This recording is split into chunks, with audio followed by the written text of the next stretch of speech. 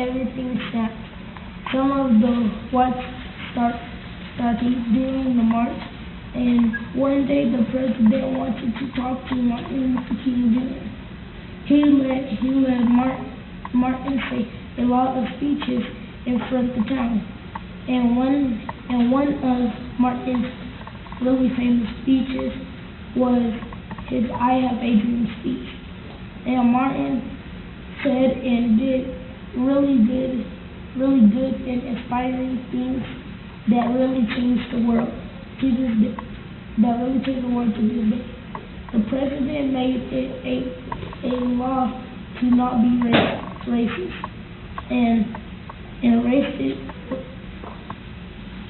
racist is when a person does not like another person based on their skin color. But Martin Luther King Jr. really changed the world forever. Just think what the world would be like if Martin did not do that. Think what the world would be like. Thank you, everyone.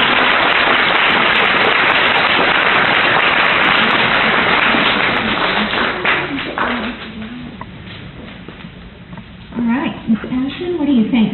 No? No? Okay. All right, that's okay. Let's give Patrick another hand. Thank you both so much for taking the time to do this, and thank you, Patrick, for sharing with us today. And Passion, I know you'll have the opportunity sometime to share your great essay. All right, thank you so much, and thank you again, Yanni, from the Yvonne Richardson Center. All right, next it is my pleasure to introduce our guest speaker to you today. I just met her myself about 30 minutes ago, and just in that brief interaction that I had with her, I can tell that she's just a warm, caring person, and I think she has her own fan club here in the audience. She's quite excited about it. I'm going to share just a little bit about her with you, and then I'm sure that she's going to share a little bit more, and I know you're going to enjoy having her speak to you today. Mrs. Betty Davis, a retired practical nurse and laboratory technician. She is a very young and spry, 90 years of age. I think she's younger than me, younger feeling and acting maybe. She was born in Fayetteville, Arkansas, to Leonard and Clara Hayes, and she has lived what many of us have only heard about.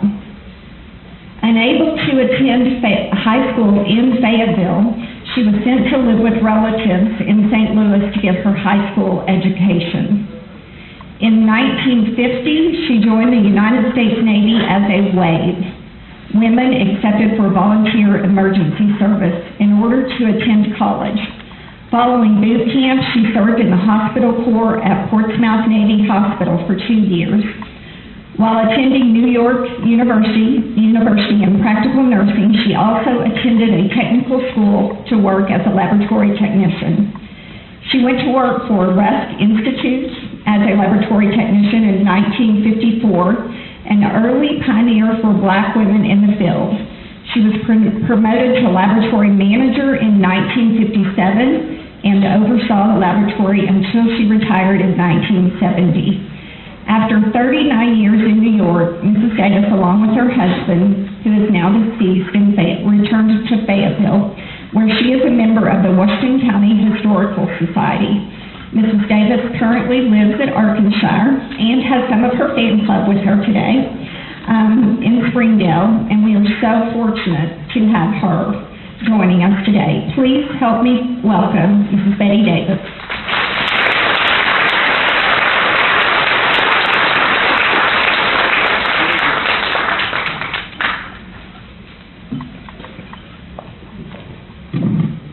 Good afternoon, everybody. Can you hear me? I don't think I need a microphone, but I will use it today. I have a big enough voice that I think I could carry. Anyway, it's a pleasure to be here today to greet you and honor the Martin Luther King that I knew as a great leader and freedom fighter. I cannot tell you how I feel today to have this honor to stand on his birthday and talk about him. A child was born on January 15th, 1929. The child was born to Alberta and Michael Luther King, Sr. That child was named Michael Luther King, Jr. He didn't keep that name long because the father became enamored of Martin Luther, the German theologian, and he wanted to change his name and his son's name. So that's how Martin Luther King became our hero, Martin. I'd like to share with you a little bit about the parallel between Martin's life and my life growing up as a child. The age was the area of Jim Crow and segregation and all the things that went to make up the life of an African American. I hate to use that term, but that's what it is today. We were both born Negroes, and that's what we thought we were until the names started changing. We got lots of names, but we didn't change our birth certificate. That still remains the same, but we wore lots of different names. I'd like to share with you our duality when we were children.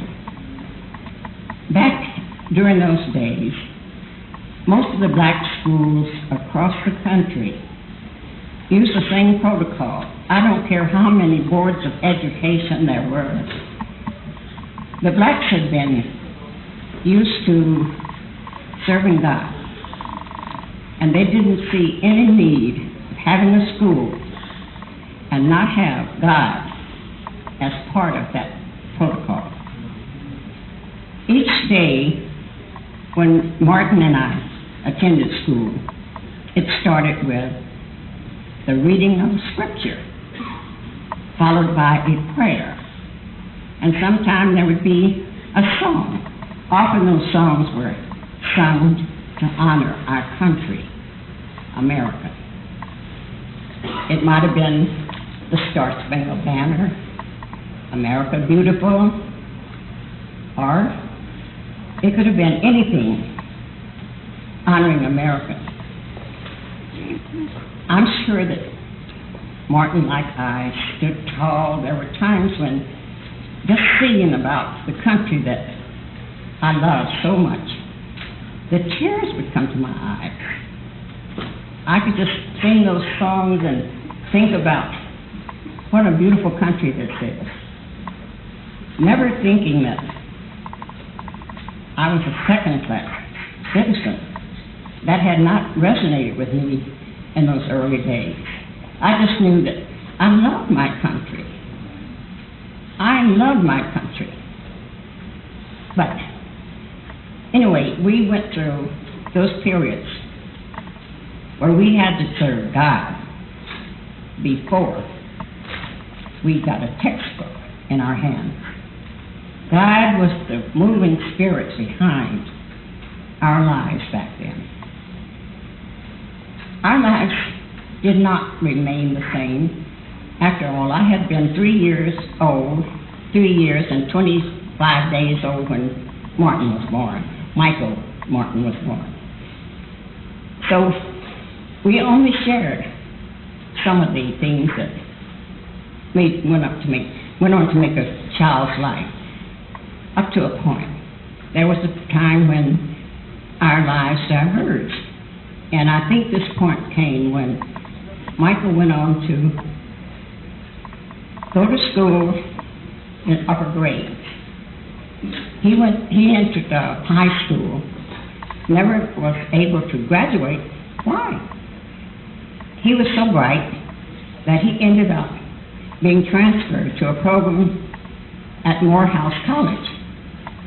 So he had this advantage of having enough ability to push him forward scholastically. I lost track of my Martin as he gained his doctorate in Boston University. He had not done a lot of civil rights activities, but enough to be known to people like me. I was looking for someone to come forth to lead us. And so in 1955, Martin Luther King graduated from Boston University and came home to the South to lead a fight against injustice, to knock down walls. Martin and I were born in different areas of the country. I was born in Fayetteville, Arkansas, a laid-back university town, fewer than 10,000 people. Martin was born in Atlanta, Georgia, a cosmopolitan town, large enough to deal in signage. Martin grew up looking at signs. Every place he went, there was a sign telling him where he could go, colored. If he needed to go to the bathroom, colored. If he needed to go to get a drink of water, colored only. That was the difference between our growing up in our communities. Sure, Fayetteville was segregated. It was segregated. There were no signs. We were small enough. We knew where to go and where not to go. Growing up in Fayetteville, I was told a number of times, Fayetteville will not be a segregated community if it weren't the law of the land. How interesting. Fayetteville would not be segregated if it were not the law of the land. That didn't make me feel very comfortable, knowing that it was the law of the land that kept me a second-class citizen.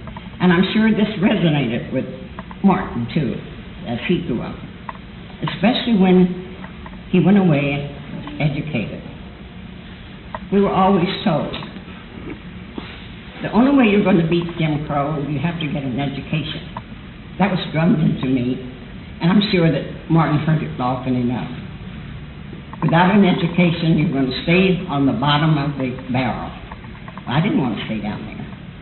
I wanted to crawl out.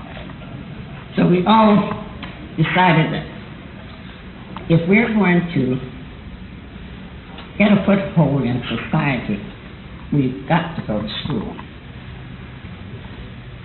Martin came out of college with his PhD and a fire in his gut to fight Jim Crow, to fight segregation, to honor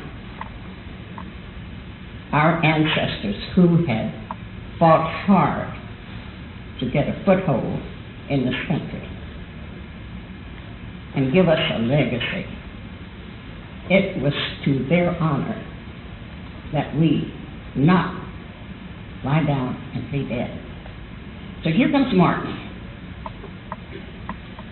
a man with a lot of energy,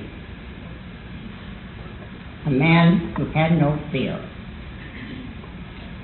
I don't need to stand here today and tell you of the various marches that he led, the times that he went at the cost of his life, trying to get better conditions for the people who made up his race. He was undaunted. He reminded me of the old saying, he took a licking and kept on ticking. But that was Martin. That was Martin. He came again and again and again. I think when Martin was put into the Birmingham jail, he was almost coerced to write that letter from Birmingham jail because he was approached by 8 rabbis and Protestant ministers. Get your people to go slow. They're going too fast. You need to slow down. What is 200 years? No, wait. No, Martin was not going to hear that. Martin came out more intensely after that. What do they mean? Go slow. I'm here to lead my people to the promised land. Remember? Martin was always talking about the promised land. We didn't know about the promised land, but we wanted to go there. He's going to lead us there. Sure, I'm ready to go. Any place. But the back seat of a bus, the dirty, filthy car of a railway train, I want to go to the promised land. Anyway, Martin kept fighting and leading. In March 1958, Martin went down to Memphis, Tennessee. Another meeting. He'd already been to Montgomery, Alabama for the bus march. He'd already been all over the country, all over the South, leading his people. But here these sanitation workers were fighting for justice. And that was a word that just brought Martin out full-fledged. Justice. That made him shine. Martin went down to Memphis, Tennessee to support the sanitation workers. Well, there's some hotheads among the group, and they started rioting. Martin said, I'm out of here. I don't do riots. I have peaceful movement. So Martin went home. But they quelled the rioters. Martin went back. He was going to support these workers. On April 3rd, Martin stood before a crowd and delivered an address. You've heard it. You've heard of it. I've been to the mountain. That was his address on the 3rd of April, 1958. Well, there were times when I would hear Martin speak, and I would make a mental note. I'd like to find out what he meant by that. For when he said he'd been to the mountain, I made a connection mentally that one other person I knew had gone to the mountain. His name was Jesus. He was the Son of God. The other person I knew biblically had gone to the mountain was Moses. Moses went to Mount Sinai twice, spent 40 days each time. He conversed with God. God sent him to lead the Israelites out of Egypt the first time. Pharaoh said, no way. No, they're not going. So Moses went back to Sinai.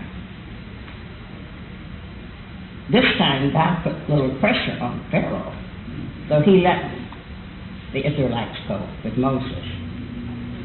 Well, when Martin said, I went to the mountain, I want to know what mountain did he go to. I made a mental note. I want to know what mountain he went to. I want to know who he spoke to.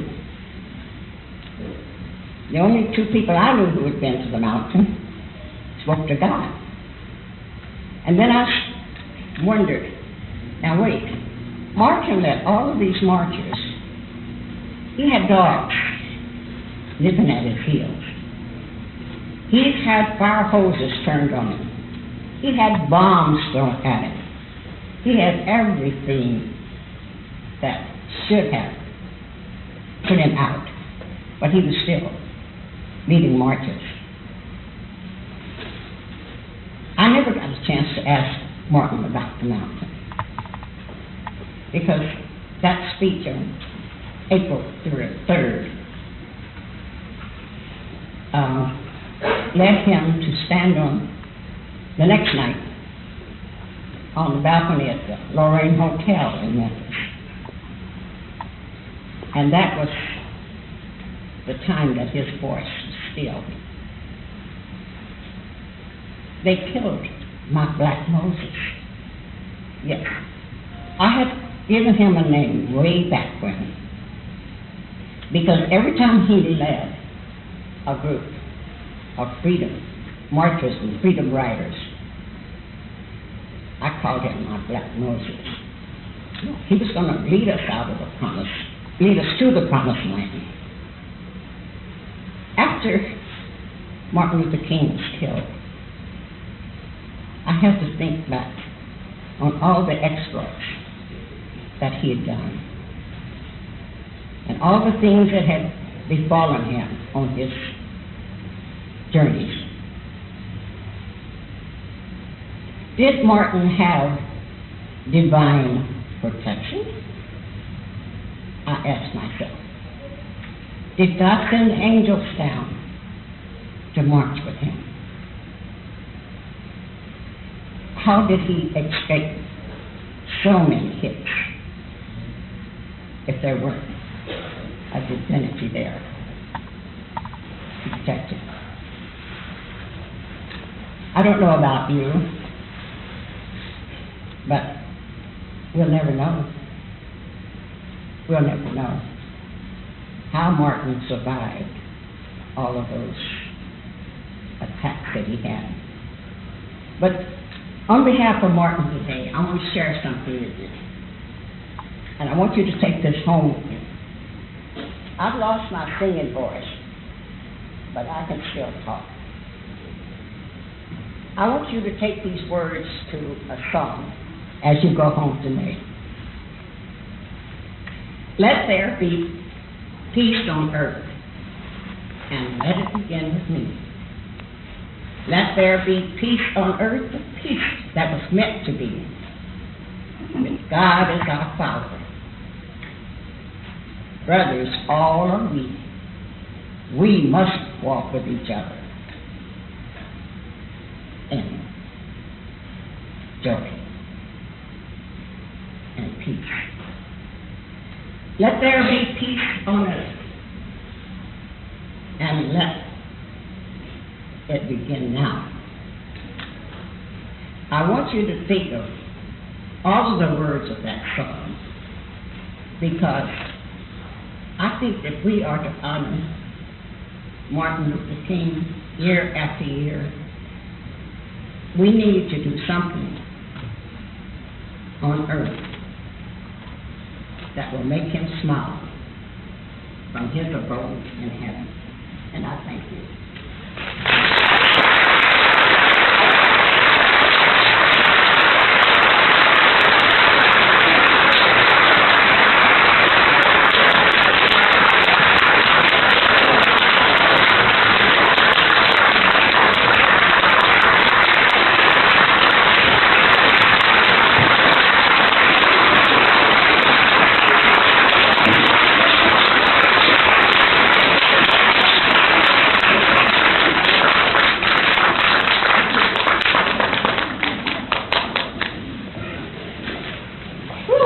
A hard speech to stand up and follow. So let me just say again, thank you so much for coming. Thank you again to the Holcomb Elementary Honors Choir. Thank you to Yvonne Richardson Center for your participation, Yanni.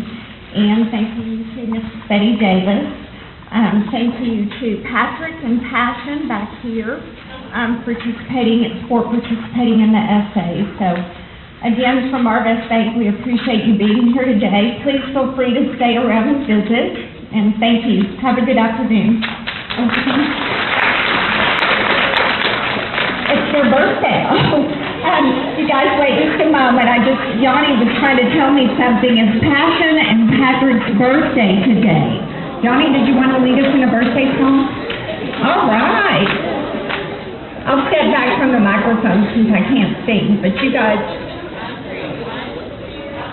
Happy birthday.